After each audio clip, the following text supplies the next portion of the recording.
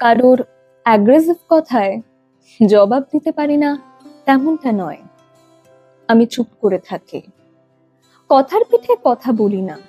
এটা আমার বিনয়, আমার শিক্ষা, আমার জীবনযাপনকে সুন্দর আর পরিচ্ছন্ন রাখার একটা ব্যক্তিগত মাধ্যম। যার অ্যাগ্রেসিভ কথাতে আমার জবাব আসে না, আসলে তাকে আমি কেয়ারও করি না।